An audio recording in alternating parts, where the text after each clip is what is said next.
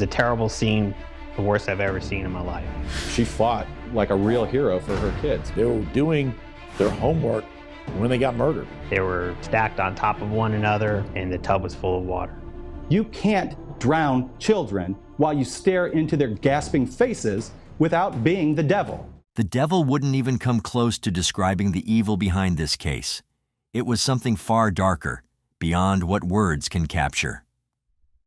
On November 20th, 2010, a frantic call from a neighbor of the Peters family set everything in motion. The mother of three hadn't been answering her phone, and when police arrived for a welfare check, they stepped into what can only be described as a living nightmare. Blood painted the walls, and the scene screamed of a violent, uncontrolled rage, a massacre that shook even the most seasoned investigators. As horrifying as the crime was, justice wouldn't come swiftly.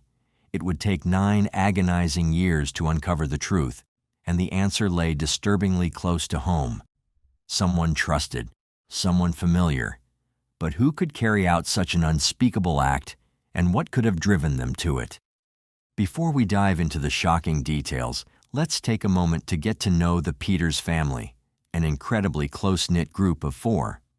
At the heart of it all is the gorgeous Brandy Peters, born on Valentine's Day, February 14, 1983, in Bainbridge, Georgia. The youngest of 8 children, Brandy grew up with 3 brothers and 4 sisters before her family eventually relocated to Tallahassee, Florida, where she graduated from Godby High School. From a young age, Brandy's natural flair for hairstyling was evident, and this is a talent she proudly inherited from her mother. This skill helped her build a thriving home-based hair business, where she created stunning, one-of-a-kind hairstyles that kept her clients coming back for more. But Brandy wasn't just a businesswoman. She loved spending her time crocheting and enjoying the company of her loved ones. One of her closest relationships was with her cousin, Janet Howard. They were more like sisters than cousins, with personalities that balanced fiery energy and calmness.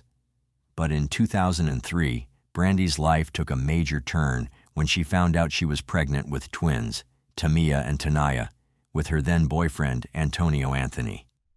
However, their relationship was shaken when Antonio was incarcerated, leaving Brandy to raise the girls on her own. But she wasn't alone in this. Her family, especially her mother and sister Monica, stepped in to offer their unwavering support. However, it didn't take long for Brandy to find love again with Henry Segura, a hard-working welder, and together they built a new life. In 2007, they welcomed their son, Javante, into the world. With this new addition, Brandy and her 3 kids moved into a cozy home in Saddle Creek Run, a quiet, family-friendly neighborhood. It was the perfect place to settle down, close to schools, and not far from the buzzing college scene in Tallahassee. It felt like the fresh start Brandy and her kids needed. So, as you can imagine, everything seemed perfect when you first heard about Brandy's life, right? The kids were doing well, the family was happy, and there was even a Thanksgiving trip planned to visit her cousin Janet in Tampa. But here's where the story takes a tragic turn. On the evening of November 20th, 2010, things started to go off track. Janet and Brandy's family began to get really worried. Brandy hadn't picked up her phone, and that wasn't like her at all. As a home-based hairstylist, staying connected with clients was pretty much a must. Picking up the phone wasn't even optional. After multiple attempts to reach her and getting no answer, her family decided it was time to take action. They called the police for a welfare check, hoping to get some answers about what was going on. But what they uncovered would change everything in a way no one was prepared for. Tonight, breaking news out of northern Florida. A mother and her young children were found killed at a violent crime scene. Now homicide detectives are looking for whoever might have had a reason to harm them. Tallahassee police say the 4 were murdered at a home on Saddle Creek Run Road. Police say the children are 6-year-old twins and a 3-year-old boy. They have not released any information on who they are or how they died, but they say they are actively searching the area. The home is just a few miles from the campuses of Florida State University and Florida A&M University. After hours of investigation, the detectives could tell that Brandy had fought for her life. There were trails of blood leading to the door where her body was found. It looked like she'd almost made it out, but then she was dragged back inside and beaten to death with a blunt object, after being shot multiple times. The brutality of it all was chilling. But the horrors didn't stop there. When investigators went further into the house, they made another devastating discovery. Brandy's children were found in the bathroom, stacked on top of each other in the bathtub. The tub was filled with water. Sadly, Brandy and Tamia had been shot, while Tanaya and Javante had been drowned. It appeared that the killer then placed Tamaya in the tub with her siblings, as though to add to the horror of it all. The signs of a struggle were everywhere. According to the police, the scene was even more gruesome than anyone could have imagined. The walls and ceilings were tainted with blood everywhere. It was clear that the violence had been intense, and the house itself was a chaotic mess. And you could tell Brandy fought desperately to protect her children, but in the end, her efforts weren't enough. There were no signs of a robbery, though. It wasn't about taking anything. Brandy didn't have much to steal, and the door wasn't even broken down. In fact, it was locked when the police arrived, making it seem like the attack had been carefully planned, carried out swiftly in the evening, likely just hours before they were discovered. The children had been wearing their pajamas, with their homework still out, suggesting they were just about to settle down for the night. They had no idea that someone, perhaps even more than one person, had slipped into their home. And to make things even worse, the phone had been ripped off the wall, its cord severed. It was as though the killer had taken every step to ensure that no one could call for help. It wasn't just a random act of violence. This was a carefully calculated, horrific plan. By the way, I post true crime and new cases here every day. So if that sounds like your kind of thing, please consider subscribing. It helps a lot. Now, if you're wondering who could orchestrate something so brutal, well, let's break it down. As mentioned, there were no signs of forced entry, meaning this was undoubtedly a personal attack. The family likely knew the killer, someone they trusted, or at least didn't see as a threat. One person who was closely connected to the family was Henry Segura, the father of little Javante. He was interviewed and spoke with authorities the very day the bodies were found, and his role in all this would soon become a key part of the investigation. And Javante is your child? As it turns out, things weren't all rainbows and sunshine for Henry and Brandy after they met. At the time, Henry was already married to someone else, and his relationship with Brandy was more of a fling until she got pregnant. However, when the investigation turned to him, Henry had an alibi. He was interviewed, and he claimed that at the time of the murders, he was at home with his wife. His cell phone records supported this claim, and his wife confirmed his story. When questioned further, Henry described Brandy as spunky, sweet, and cool, saying they didn't have any bad blood between them. He seemed to paint the picture of a relationship that was friendly and casual, which only made the whole situation more perplexing. Tell me about Brandy. What kind of person is she? Spunky. Okay. She's down to earth. She's real sweet. She's a cool person. Mm-hmm. During this same interview, Henry did something that seemed to further distance him from suspicion. He asked the detective how his son, Javante, had been killed. To many, this question felt like the action of someone who wasn't guilty. Henry also shared how he and Brandy met, saying it happened about 4 years earlier at a gas station in Tallahassee. At that time, Henry admitted that his wife didn't know about their relationship, but according to him, Brandy didn't seem to mind that he was married. Did you immediately start dating one another, or did she know you were married? Yeah. She had no problems with that? What about your wife, Malika? Did she know about... Yeah, eventually. Okay, eventually. However, other sources painted a slightly different picture.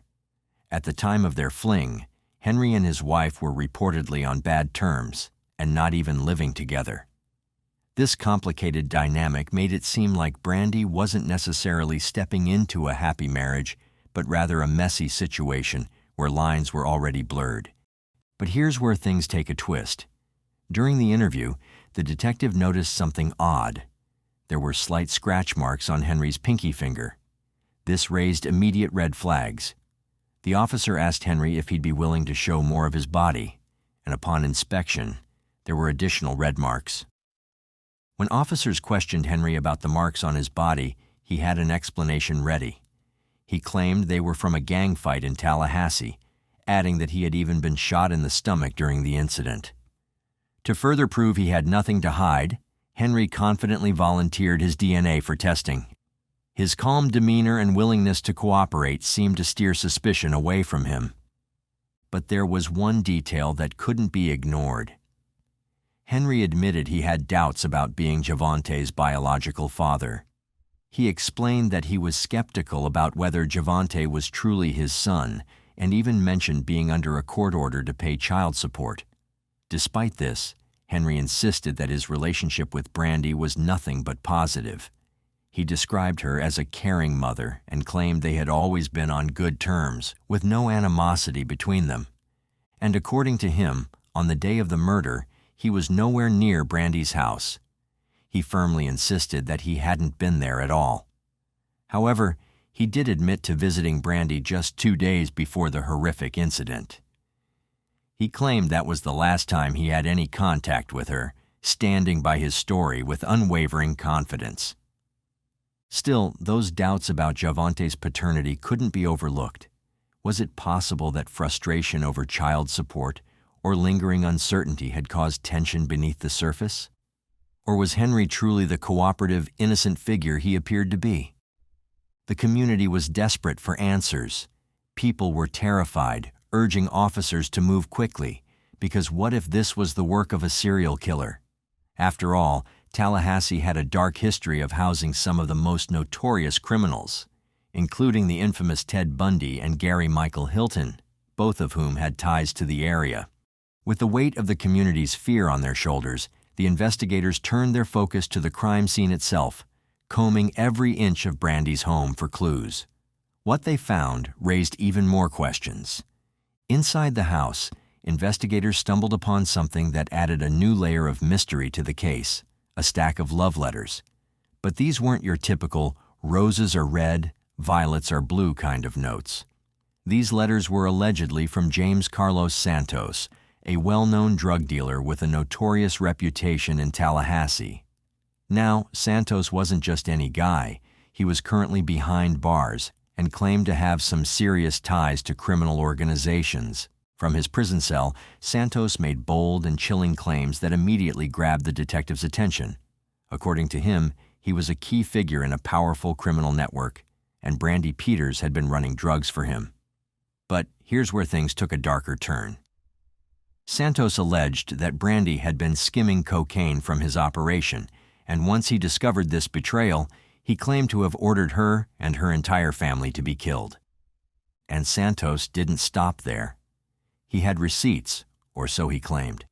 He pointed to letters and emails he'd sent to Brandy, even proposing marriage to her. In his mind, they had some kind of relationship, maybe even something serious. But when detectives dug a little deeper, the cracks in his story began to show. Turns out, this relationship was completely one-sided. Brandy wasn't romantically involved with Santos at all. What was also really interesting about Carlos Santos was that when investigators interviewed him and asked if he remembered any physical traits of Brandy, he struggled. In fact, he had a hard time recalling anything specific about her appearance at all. You would think that if he had been involved with her, especially in such a serious and shady way, he'd be able to describe her clearly. But instead, he gave vague answers, as though he couldn't even picture her face. You don't remember what she looked like? No. Not at all. This girl that ran drugs for you all these years, you don't remember what she looked like? You don't remember how tall she was? I just told you what she looked like. She was a dark-skinned black woman. It didn't take long for detectives to realize Santos wasn't the reliable source he tried to portray himself as. In fact, they uncovered a long history of him making over-the-top claims about crimes he didn't commit. And it wasn't just detectives who were skeptical. a psychiatrist evaluated Santos and confirmed what they suspected. He was delusional and a pathological liar. Basically, Santos was living in a fantasy world, and his bold claims were more fiction than fact. However, the investigation didn't stop with Santos's false claims. In fact, it opened up more leads, thanks to the potential link to drug dealing. One of the most promising came from DNA found on the phone cord at the crime scene. This DNA was flagged as a possible match to a convicted drug smuggler living in Italy, a man who was suspected to be deeply involved with a notorious drug cartel. The connection seemed like it could be the break investigators needed. But here's the twist. When authorities reached out to this individual, instead of playing hard to get or going into hiding, he fully cooperated. He agreed to meet FBI agents at the U.S. Embassy in Rome and voluntarily handed over a DNA sample. This kind of openness suggested he wasn't involved, and indeed his DNA didn't match the evidence at the crime scene. To cover all bases, the DNA was compared to 4 other individuals from the national database, but none of them were a match. This lead, like many others, turned out to be a dead end. However, the drug angle didn't just stop with this one lead. It had already put the investigation in a different direction, sparking other possible connections. It kept pushing the investigators forward, even though it didn't ultimately solve the case. The discovery of the spade shovel at the crime scene had people speculating it might be a cartel's calling card. But once again, this theory fell apart. Why would a cartel leave a spade shovel when a simple ace of spades would have been easier to carry and much less obvious? Another thing that had the detectives so confused about this case was that there was another informant who came forward, claiming that he was involved in the murders. This informant, Gregory Washington, told the police that DeMario Paramore had confessed to him that he, along with someone named Haywood Griffin, had carried out the brutal killings. But Griffin quickly denied any involvement, and the police didn't push the investigation into Paramore any further. Prosecutors argued that the conversation didn't actually qualify as a confession, so they dismissed it. But this wasn't the only wild theory. A lot of the so-called jailhouse snitches came forward with their own claims about the case, but many of them were suspected of just trying to cut deals to get their sentences reduced. In fact, one even admitted to asking for a lighter sentence in exchange for his tips. With the cartel hit theory and the claims from jailhouse snitches pretty much squashed and no solid leads coming from the drug connection, the investigation shifted its focus back to the suspects who were much closer to the victims. The father of the twin girls, Timaya and Tanaya, was briefly considered as a suspect in the case. However, given that he was incarcerated at the time of the murders, authorities quickly ruled him out. Multiple sources did reveal, though, that he was devastated by the news of the killings, even though he hadn't been able to form many memories with the twins due to his situation. It was clear that he wasn't involved, but the heartbreak was still there. That left only one remaining suspect who had both the motive and opportunity: Henry Segura. He was actually interviewed again 10 days after the murders, and this time the prosecutors were determined to push him until he cracked. It turns out that Henry owed Brandy a massive $20,000 in unpaid child support. According to the detectives, the only way Henry could see to get out of this financial mess was either to go to jail for not paying or to eliminate the problem altogether. And in his mind, that meant getting rid of Brandy and Javante. The prosecution's theory was chilling. If Brandy died, Henry wouldn't have to worry about paying child support for their son, Javante. However, if Javante had been the one to die instead of Brandy, Henry would still be stuck with the child support payments. So, in Henry's twisted logic, Brandy and the child had to go. And according to the prosecutors, the two twin girls were just in the wrong place at the wrong time. The girls were supposed to be at their grandmother's house, but when Henry showed up at the house, they became part of the tragic scene. They were innocent victims of Henry's brutal plan. In the second round of questioning, Henry really started to lose his cool. When the detectives told him they had spoken with some of his girlfriends to dig into his background, he got furious. It was as if he knew the walls were closing in on him and he was starting to panic. Now, you might remember that Henry had previously used his phone to prove that he was home on the day of the murders. But what he didn't tell the detectives was that he had another phone, one that he didn't mention at all. At first, Henry lied and said he wasn't anywhere near Brandy's house that day. But when the investigators uncovered the secret phone, the GPS data from that phone put him right at the crime scene. That was a game changer. The evidence was there, and it couldn't be ignored. So Henry finally changed his story. He admitted that he had been at Brandy's house that day, but here's where things get even weirder. He claimed that he wasn't there to kill her. Instead, he said he was there to have sex with her, and he didn't want to admit it at first because he was afraid his wife would find out. You were there Friday. Okay. I was at her house Friday. You were there Friday. How you figure this? Okay. I'm telling you, you were there Friday. Okay.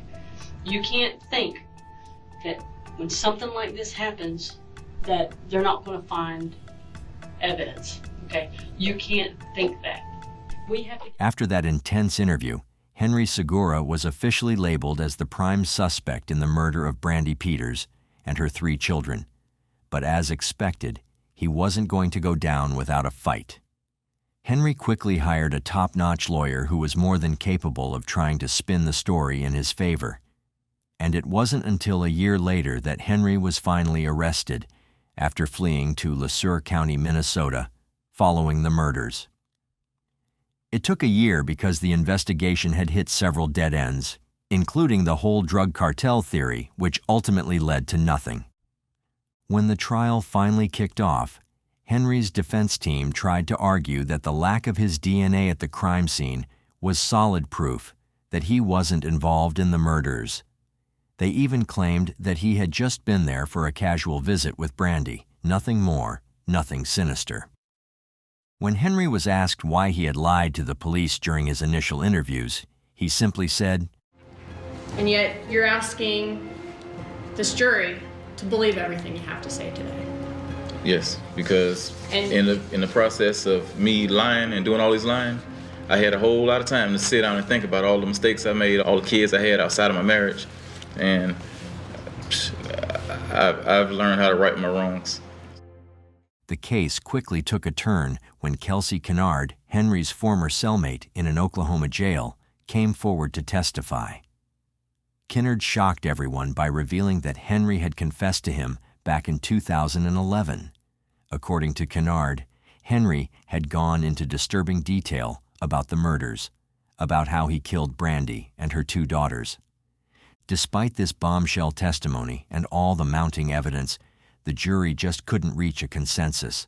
After hours of deliberation, the jury ended up in a deadlock with an 8-4 vote in favor of acquittal. With no unanimous decision, the judge had no choice but to declare a mistrial in 2017. The last trial took place in November of 2019, nearly a decade after the horrific murders. Henry Segura was finally sentenced to life in prison without the possibility of parole.